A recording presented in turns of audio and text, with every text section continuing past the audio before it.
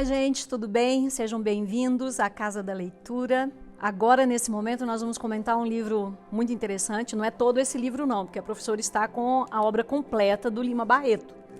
Na verdade, nós vamos comentar o livro de contos O Homem que Sabia Javanês e Outros Contos. É uma coletânea. Sendo uma coletânea, é importante vocês acompanharem, porque nós temos diversos contos, são 17 contos. E nós vamos começar como numa ordem cronológica que a professora gosta sempre de fazer. Mas primeiro eu quero te pedir uma coisa, se inscreva no canal. É muito importante que você faça isso. E pode colocar seus comentários, fazer alguma pergunta, que a professora vai lá e responde para você. Então nós estamos falando do Afonso Henrique Lima Barreto, que nasceu em 13 de maio de 1881, na cidade do Rio de Janeiro. Então, de uma família humilde, que sofreu muito preconceito racial, descendente de escravo. Ele ficou órfão de mãe quando tinha apenas 6 anos de idade. E teve um pai que teve problemas sérios, emocionais, e no linear da loucura, foi apadrinhado pelo Visconde de Ouro Preto e teve, portanto, uma oportunidade de ser muito bem educado. Chegou até a escola politécnica. O nosso Lima Barreto era extremamente inteligente, então chegou a cursar, durante um período, o curso de engenharia na escola politécnica. Mas ele abandonou o seu curso porque ele teve a obrigação de sustentar a família, com as despesas, e foi funcionário da Secretaria do Ministério da Guerra. O Lima Barreto, quando nós falamos da história da literatura, da linearidade da literatura, o Lima Barreto, ele encaixa no pré-modernismo. Os estudiosos de literatura, ao perceber a obra do Lima Barreto, a temática crítica da obra do Lima Barreto, o ponto de vista do Lima Barreto, o coloca no pré-modernismo. O pré-modernismo é um movimento literário que não chega a ser uma escola literária, é um período de transição que vai de 1902 até 1922, no momento da Semana da Arte Moderna. O nosso Lima Barreto tem uma obra muito conhecida, que é a obra O Triste Fim de Policarpo Quaresma. Uma obra muito interessante. Falando de pré-modernismo, no pré-modernismo nós temos os autores relacionados ao regionalismo. A gente diz que o pré-modernismo, ele mostra um vasto painel do Brasil. Aquele Brasil não oficial, aquele Brasil que não é idealizado. Então nós temos o Euclides da Cunha com Os Sertões, falando do sertão da Bahia, da Guerra de Canudos. Nós temos Monteiro Lobato, aquela figura toda polêmica do Monteiro Lobato, com o interior da Bahia, com o Jeca, com a literatura infantil, com aquele artigo demolidor a respeito da obra da Anita Malfatti. Nós temos o Graça Aranha, com a obra Canaã, que inclusive apoiou os modernistas no momento da Semana da Arte Moderna. Tudo isso dentro do pré-modernismo e falando de regionalismo. Estamos falando do Graça Aranha, Espírito Santo.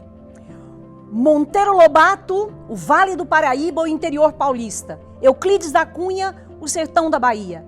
Uma poesia muito diferenciada com Augusto dos Anjos, que encaixa aí, que tem tendências das diversas estéticas literárias. E o Lima Barreto compõe esse momento, mas com uma obra diferenciada.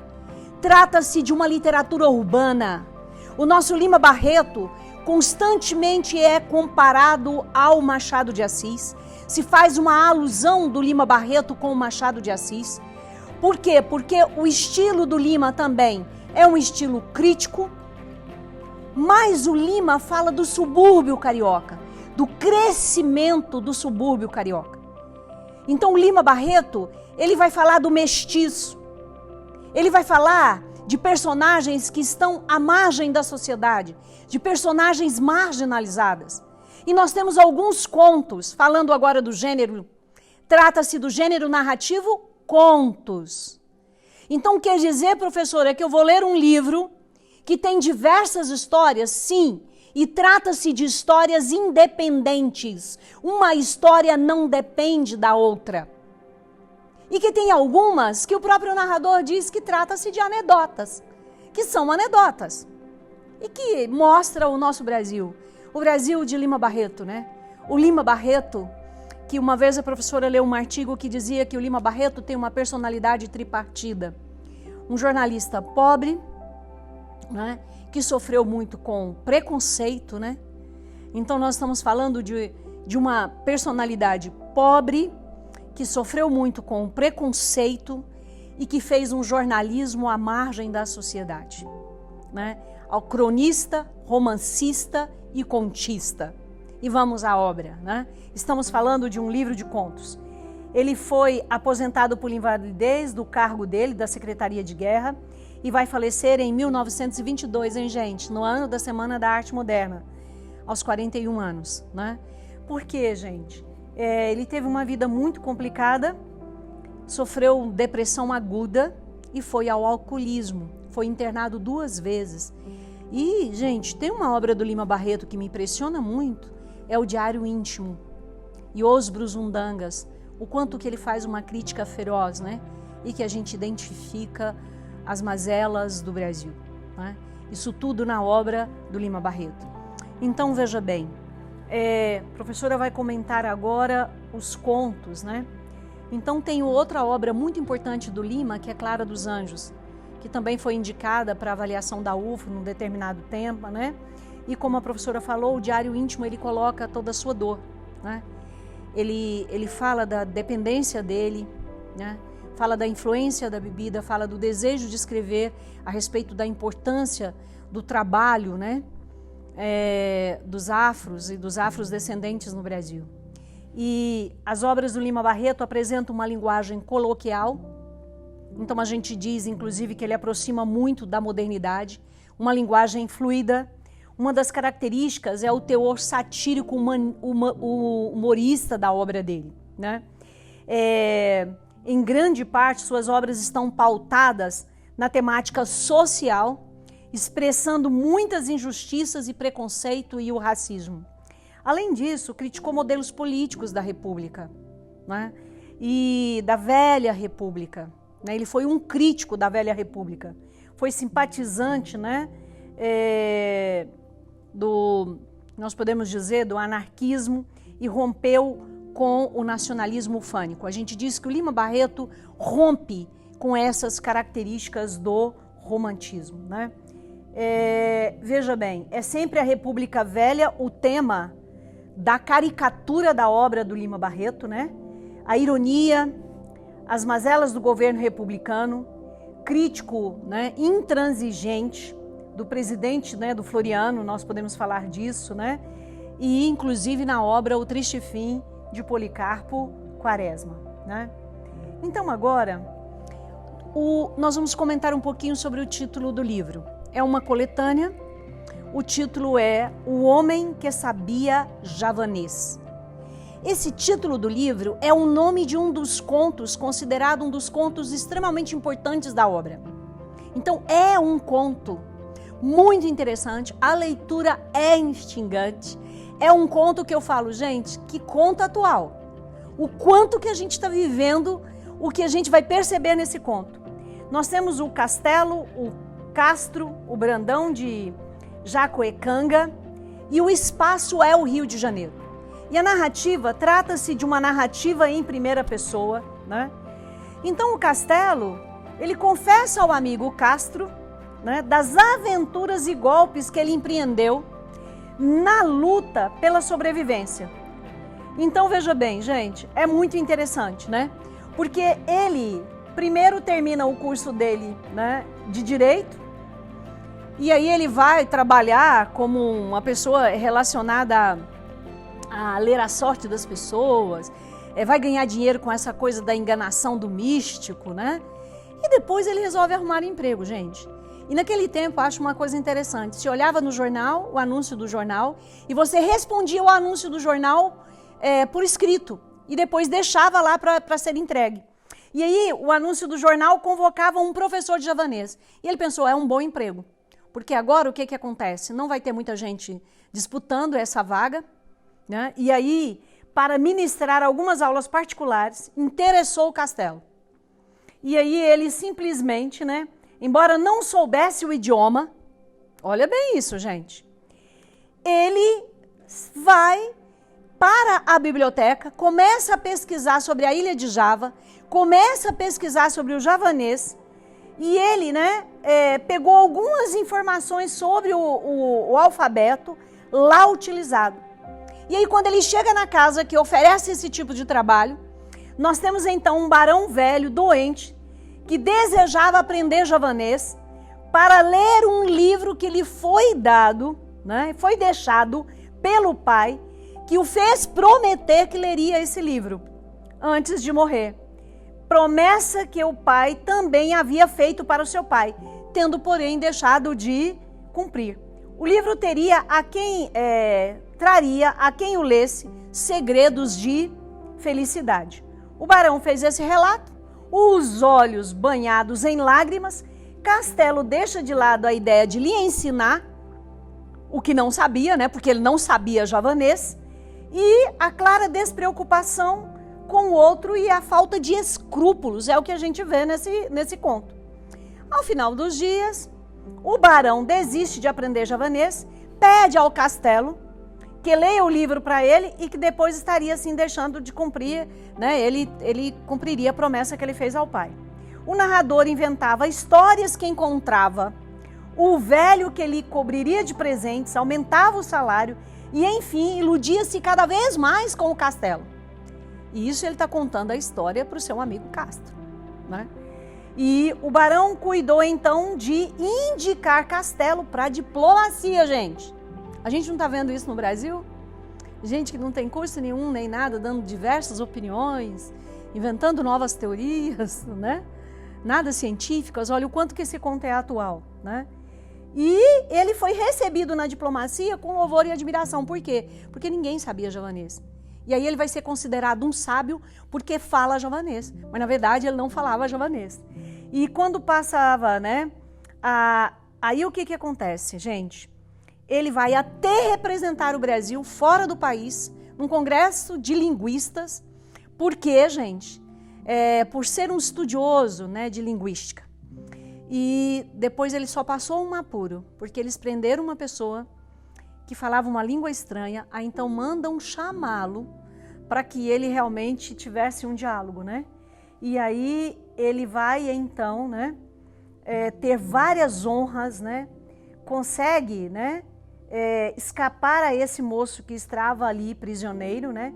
E vai ter várias honrarias por se dizer um conhecedor do javanês, né? Então esse é o conto carro-chefe que dá o nome ao livro.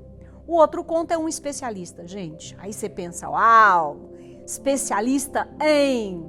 Será que é uma área da ciência, da educação, da medicina? Gente, esse conto é estarrecedor.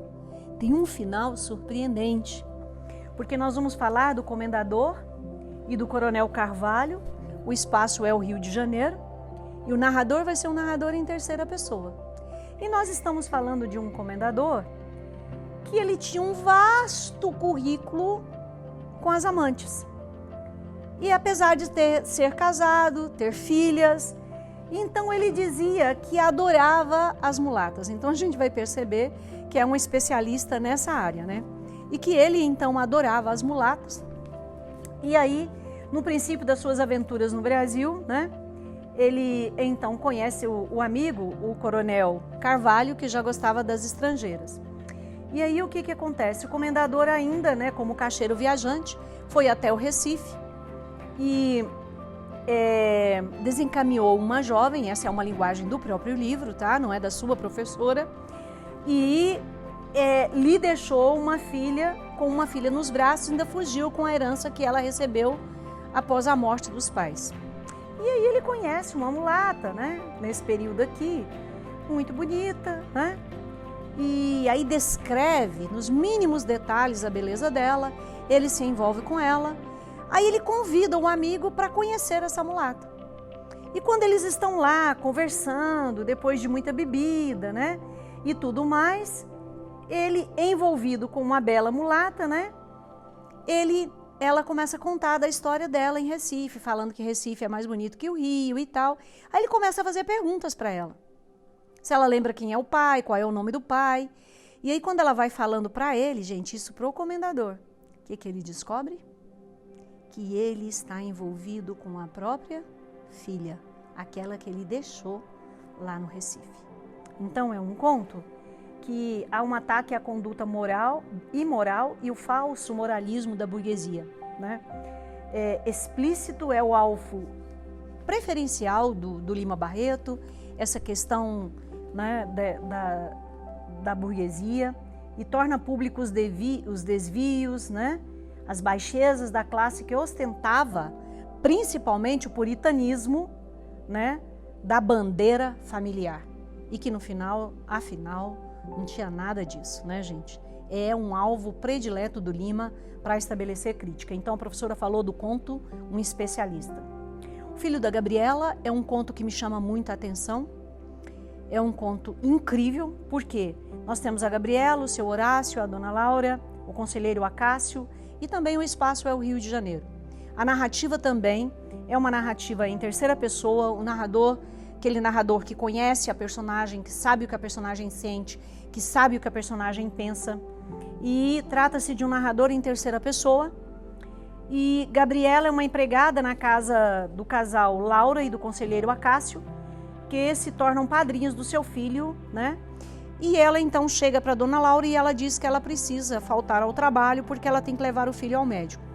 É uma funcionária que ela é trabalhadora doméstica, analfabeta, e tem um filho. E aí, o que acontece?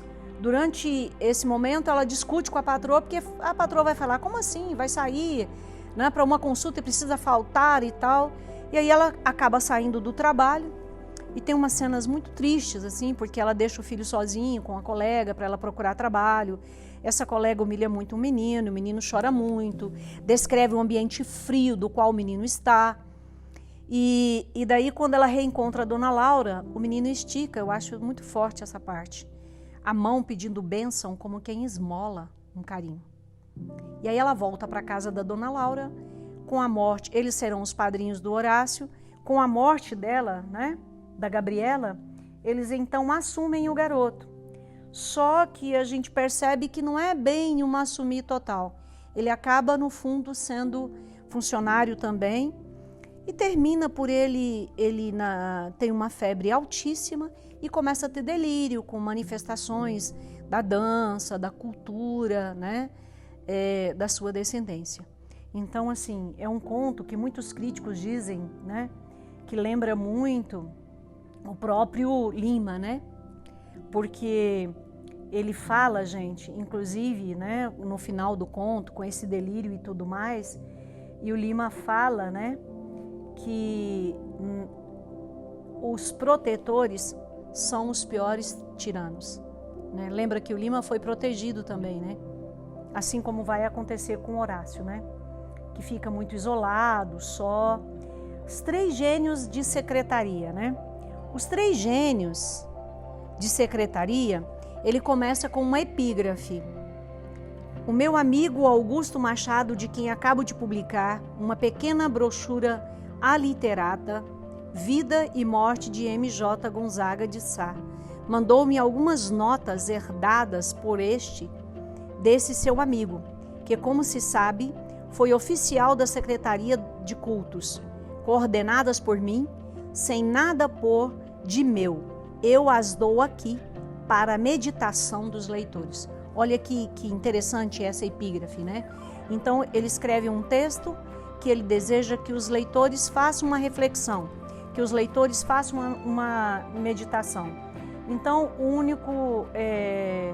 esse conto, então, ele vai falar de 3 gênios de secretaria. Quais são os 3 gênios? Lembra? Funcionário público é um alvo do Lima, o burocrata, honesto, insípido, o desonesto e simpático, e o pior, né? O inútil, o vazio, metido a literato, parasita da sociedade, produto típico de uma burguesia tola e falsa.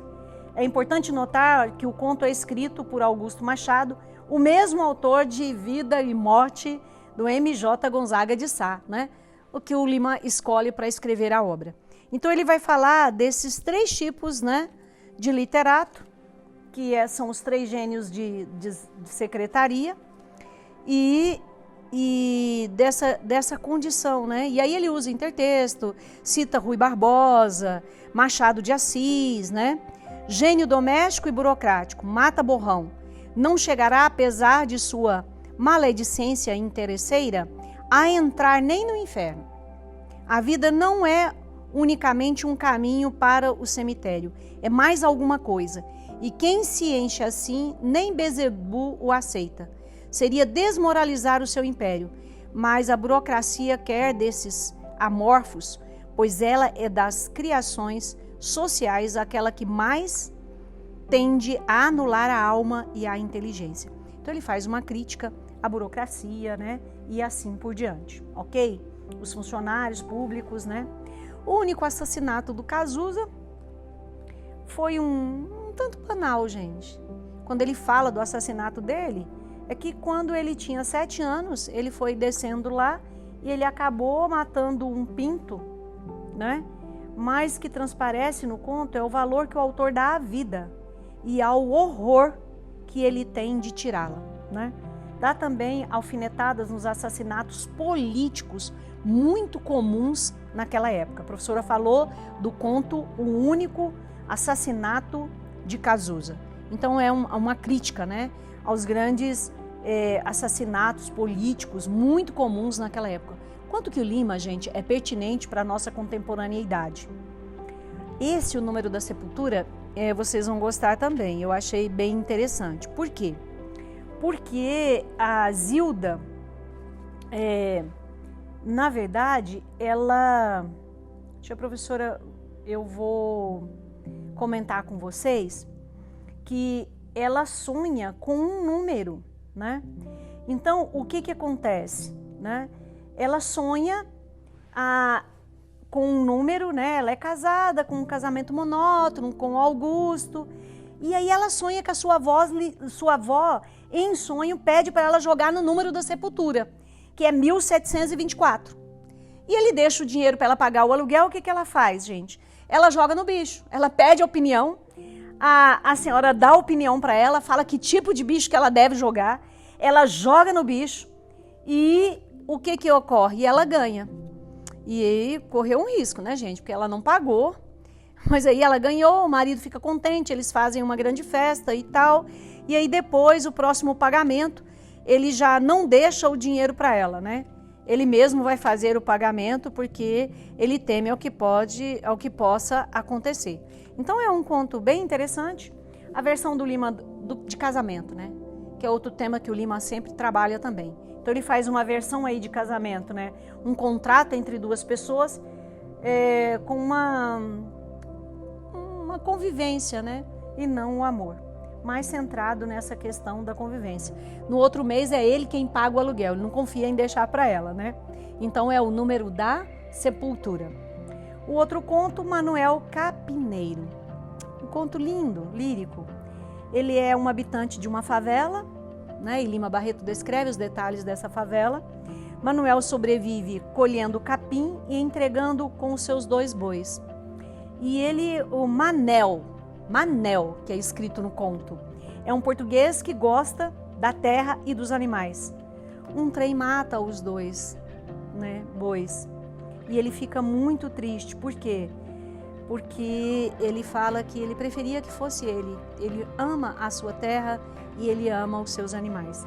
Então Lima faz uma análise da população carente, né, do Rio de Janeiro. Chama Manuel Capineiro. E as pessoas chamam de Manel Capineiro, né, que vem de capim nesse período. Milagre do Natal. Nós temos o casamento por interesse. A burocracia, né, também. A filha de um burocrata casa com um agregado do pai e ele foi promovido no Natal após anunciar que escreveria um livro sobre direito administrativo. Então, foi promovido e esperavam que ia ter uma promoção. As mulheres, inclusive, questionam, ué, por que você não contou pra gente? Não, isso não é assunto para mulheres. O outro conto é Quase Ela Deu o Sim, mas é a crítica de Lima Barreto aos aproveitadores do seu tempo. João Cazu, um malandro jogador de futebol, né?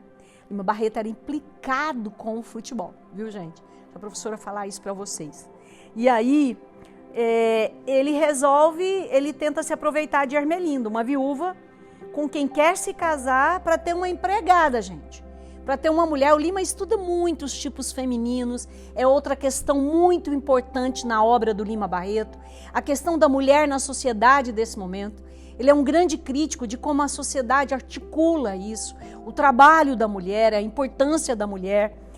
E aí, gente, ela foi muito esperta, foi muito legal. Ela pega e dá uma listinha para ele. Ah, é? Você quer casar? Ok. Então vamos embora lá. Faça o favor de já ir cumprindo o que se tem com o casamento. Cazu agarrou o trêmulo papeluche e pôs-se a ler o seguinte: vai à venda da quitanda e compra o que está aqui nessa nota. É para o almoço. 1 quilo de feijão, de farinha, de bacalhau, de batatas, de cebola, de alho, de azeite, de sal, de vinagre. E na quitanda, carvão, couve, salsa, cebolinha, e aí os preços, né? E o que ocorre? Acabada a leitura, Cazu não se levantou logo da cadeira e com a lista na mão, a olhar de um lado e outro, parecia atordoado, estuporado. Anda, Cazu, fez a viúva. Assim demorando o almoço, fica tarde. É que há? Não tenho dinheiro. Mas você não quer casar comigo? É mostrar atividade, meu filho. Dê os seus passos, vá. Um chefe de família não se atrapalha, é agir. Gente, o que ele fez? Ele saiu com a lista na mão e nunca mais voltou. Vamos comentar agora o conto do Lima Barreto, Foi Buscar Lã. Então, o autor começa retratando Praxedes, advogado nortista, que chega ao Rio de Janeiro, né, finge ter muito dinheiro e faz uma ostentação exagerada. O Lima põe muitos advogados como personagem, já observaram, gente? Funcionário público, né? E em seguida acontece um crime. E o negro casaca, porque ele usava uma casaca velha e tudo, que é empregado da vítima, é preso como suspeito. E o Praxedes é que vai fazer a defesa dele. Mas o que acontece? A vítima, que tinha ficado muito atordoado, em estado de choque, recupera e revela o que o verdadeiro criminoso é o próprio Praxedes. Então, gente, olha que conta interessante, né? Quer dizer que ele era um golpista, né? Chega ao Rio de Janeiro querendo enriquecer e sendo um golpista. O outro conto é o falso Dom Henrique. Gente, esse conto é impressionante, porque nós vamos falar, uma crítica à história do Brasil. E nesse falso Dom Henrique, nós temos uma criança que é educada longe, mas essa criança acaba acontecendo a morte. Vários funcionários, inclusive, falam que são assassinados, são mortos para não falar a verdade.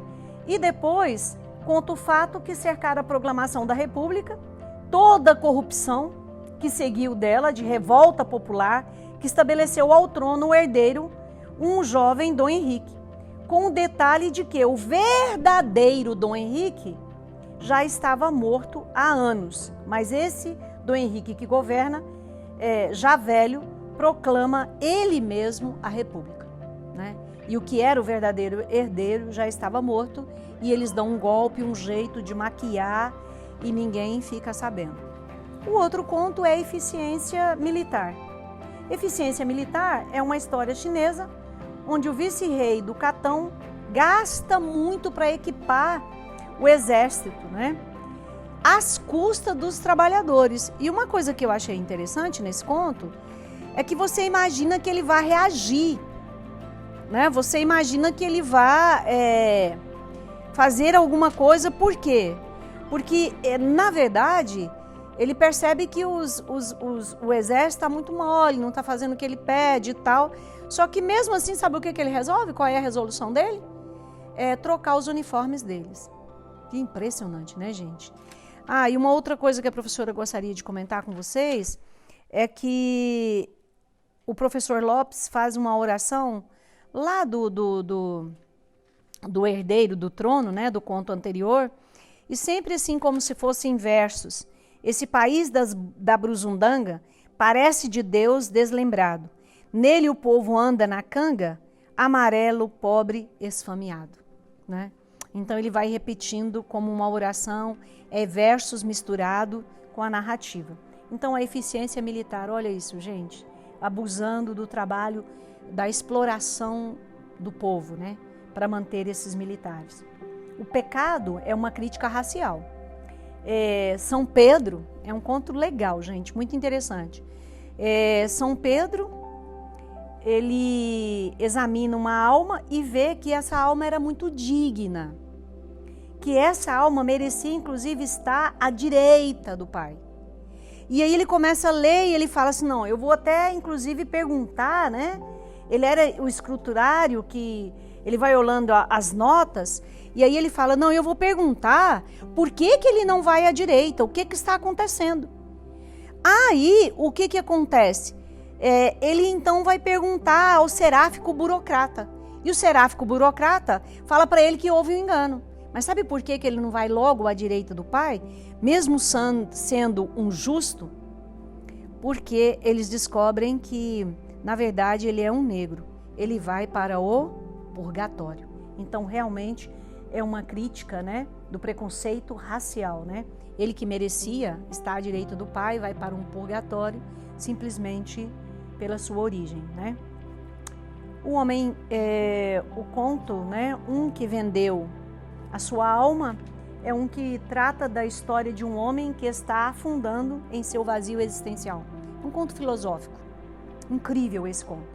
Que se vê inerte diante da vida, sem dinheiro, e como dá a entender, sem esposa, o homem deseja desesperadamente uma nova vida. Não aguenta mais lidar com suas decepções e seus desgostos. E deseja desesperadamente sair daquele marasmo em que se encontra.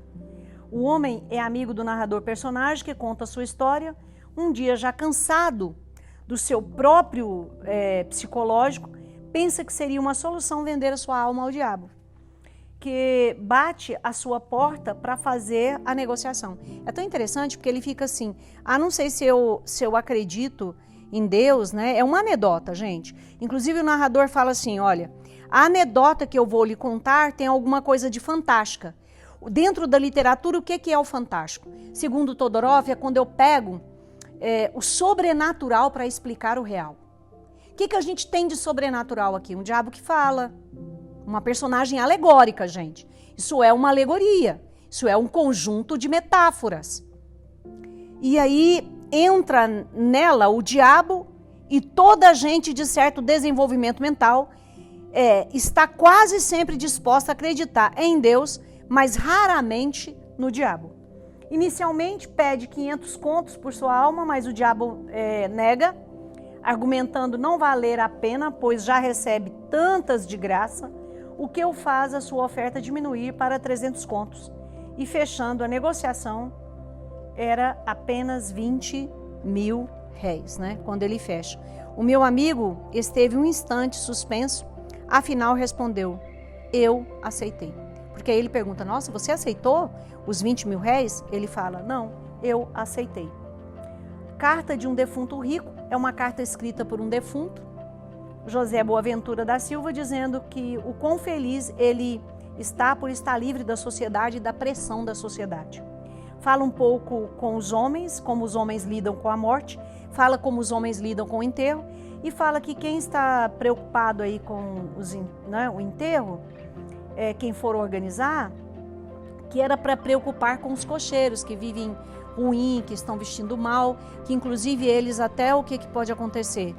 Vai fazer uma caridade se os vestirem, né? São feitos por vivos para os vivos, né? Os enterros. Ele fala, são feitos por vivos para os vivos. A mulher do Anacleto, gente, que conto legal. A mulher de Anacleto passou com, ele fala assim, aconteceu com um antigo colega meu da repartição, né? Como funcionário público, ele vai falar muito, né, da repartição e de personagens da repartição. Anacleto se casou, todo mundo imaginava que seria um casamento de excelência, de muita alegria, muita felicidade. Com o passar dos tempos, Anacleto começou a beber muito e também a jogar muito. No início, a mulher reclamava, passava a reclamar, ele não se importava. Depois a mulher acabou, né? Ele casou muito jovem, o Anacleto casou muito jovem. E no fim de 3 anos de matrimônio, ele começou a desandar completamente. E até que ele se entregou totalmente à bebida e ao jogo. E aí, quando ele se entrega totalmente, a mulher então vai morar, né, com um parente. E ela vai levar uma vida muito precária, gente. Olha, na vagabundagem mesmo, se tinha notícia dela na total vagabundagem.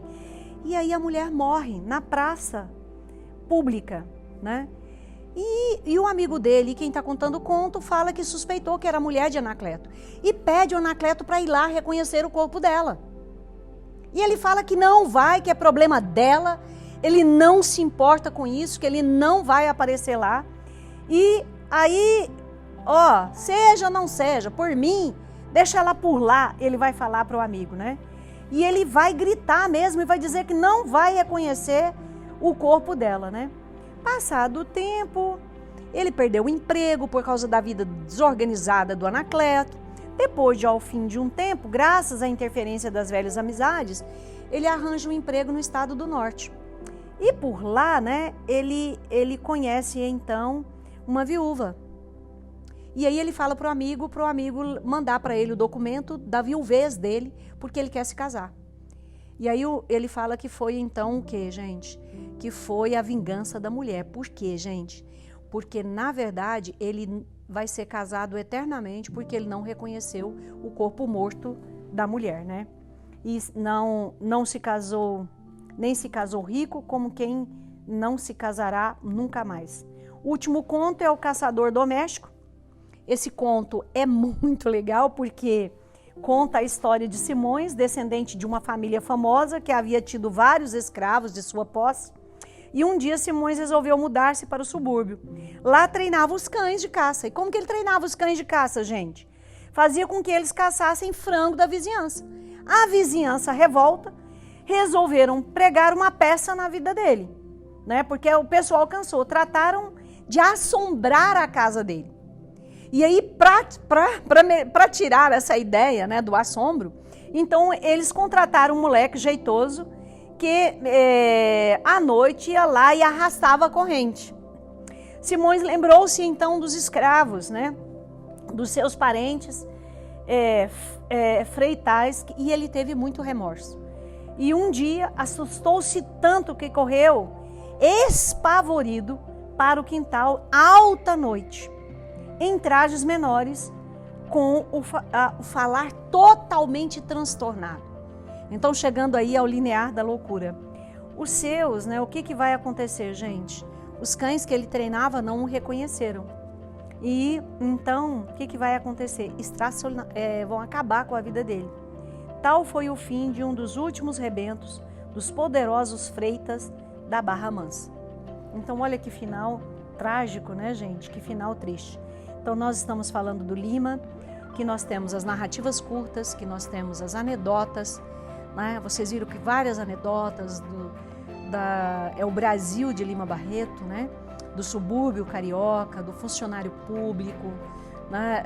da velha república, né? Faz parte do pré-modernismo pela crítica social. Uma outra questão do pré-moderno que também é muito interessante é que fatos históricos passam a ser fatos literatos, né, literários, e a gente percebe esse Brasil do Lima Barreto, esse Brasil da velha república e esse Brasil do crescimento do subúrbio carioca, né? Muito obrigada, inscreva-se no canal Casa da Leitura.